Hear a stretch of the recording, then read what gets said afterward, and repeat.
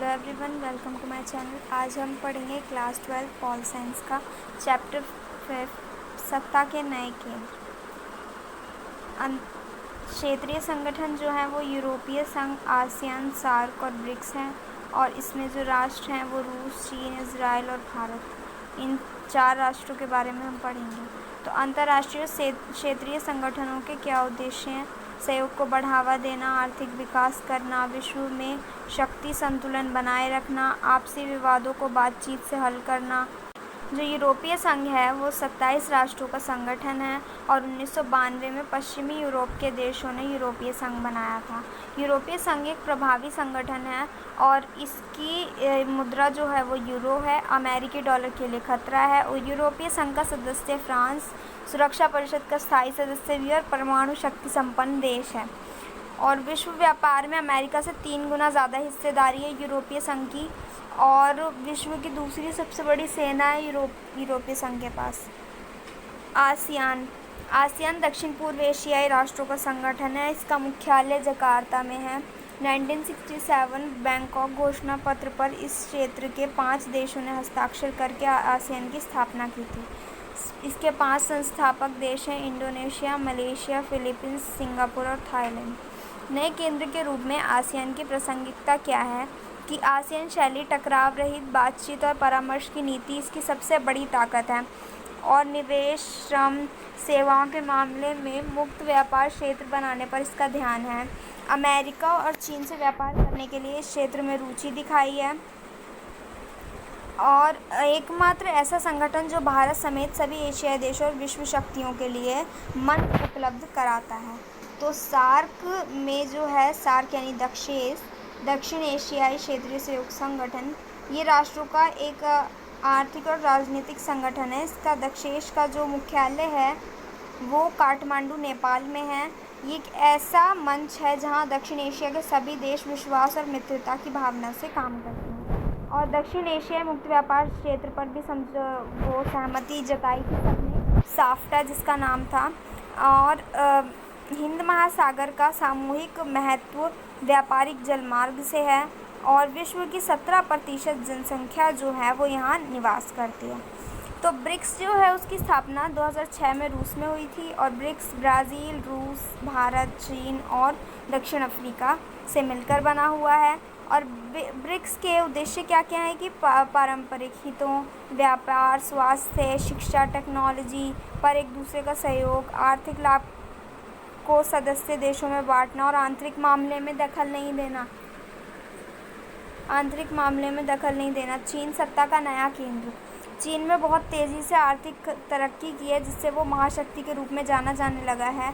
और 1972 में अमेरिका से संबंध बनाए। 1973 में चीन ने कृषि, उद्योग, सेना और विज्ञान के क्षेत्र में आधुनिकीकरण किया।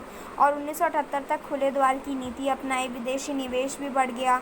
रूस सत्ता का नया केंद्र है। पूर्वी यूरोप और उत्तरी एशिया में स्थित विशाल आकार वाला विकसित देश रूस का सकल घरेलू उत्पाद जो है विश्व में 11वें स्थान पर है।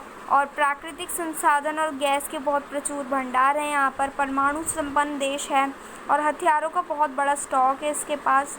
और संयुक्त राष्ट्र सुरक्षा परिषद का स्थायी सदस्य है। भारत सत्ता का नया केंद्र। तो 135 करोड़ की जनसंख्या है। युवा आबादी सबसे ज़्यादा है। आर्थिक, राजनीतिक और सांस्कृतिक रूप से स्थिति बहुत मजबूत है इसकी। और दुनिया का सबसे बड़ा लोकतंत्र है। और सैन्य शक्ति और परमाणु तकनीक उसे आत्मनिर्भर बनाते हैं और सुरक्षा परिषद में स्थायी सदस्यता का उम्मीदवार है। इजराइल सत्ता का नया केंद्र। इसकी राजधानी है जेरूसलम और एक तकनीकी रूप से शिक्षित देश है। अर्थव्यवस्था इलेक्ट्रॉनिक्स और संचार तकनीक आधारित उद्योग से युक्त है। और 2019 में ब्लूमबर्ग इनोवेशन इंडेक्स द्वारा इजराइल को 5वां स्थान मिला था। और वैकल्पिक ऊर्जा स्रोत यानी सौर ऊर्जा के लिए नवीनतम तकनीक विकसित की है इजराइल ने। रक्षा, खुफिया, विज्ञान और प्रौद्योगिकी में सर्वाधिक शक्तिशाली देश है ये। अब मार्शल योजना के अंतर्गत यूरोपीय आर्थिक सहयोग संगठन की स्थापना कब हुई थी? 1948 में। ब्रिक्स में सम्मिलित देश नहीं है अमेरिका। 2007 में कौन सा देश सार्क में शामिल हुआ? अफगानिस्तान। छोटा यहूदी सियोनवादी राष्ट्र किसे कहा जाता है? इजराइल। और भारत में आसियान के किन दो देशों के साथ मुक्त व्यापार समझौता किया है? सिंगापुर और थाईलैंड। सार्क में सम्मिलित 8 देश हम पढ़ चुके हैं। आसियान शैली भी टकराव रहित शैली है।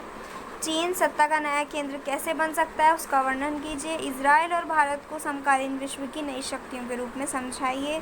और एक आर्थिक समुदाय के रूप में बने यूरोपीय संघ ने एक राजनीतिक संगठन का रूप कैसे ले लिया, इसके कारण अभी हम पढ़ चुके हैं कैसे वो एक राजनीतिक समुदाय से एक आर्थिक समुदाय बन गया। आप नीचे दिए गए कार्टून को ध्यानपूर्वक देखिए और उत्तर दीजिए कि यूरोपीय संघ ने किस वर्ष एक साझा संविधान बनाने का प्रयास किया था। और कार्टून ने यूरोपीय संघ के संविधान को टाइटैनिक जहाज के रूप में क्यों दिखाया है और यूरोपीय संघ की विशेषताएं। तो 2003 में यूरोपीय संघ ने एक संविधान बनाने की कोशिश की थी और यूरोपीय जो संघ है उसको संविधान बनाने में बहुत दिक्कत आई और उसकी कोशिश असफल रही, वो नहीं बना पाया।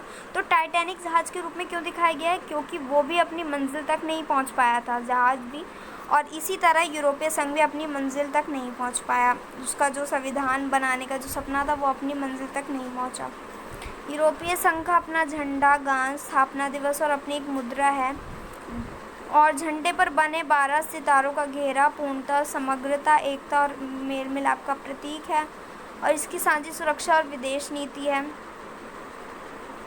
अब इस कार्टून में पूछा गया चीन जैसे विशाल देश में साइकिलों का क्या महत्व है। तो विश्व में चीन में सबसे ज़्यादा साइकिलें यूज़ होती हैं और चीन अधिक मात्रा में कम कीमत के उत्पाद निर्यात करता रहा है।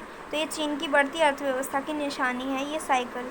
तो साइकिल के दोनों पहियों में दिखाए गए चिन्हों से आप क्या समझ पा रहे हैं, क्या संदेश दिया जा रहा है? तो पहला पहिया साम्यवाद की निशानी है, हथौड़ा दरांती दर्शा रहा है। दूसरा पूंजीवाद की निशानी यानी डॉलर को दर्शा रहा है, यानी साम्यवादी चीन में आर्थिक परिवर्तन हुआ है। पहले साम्यवाद था, फिर पूंजीवाद आया। इस वीडियो में इतना ही। नेक्स्ट वीडियो में मिलेंगे, तब तक के लिए बाय बाय।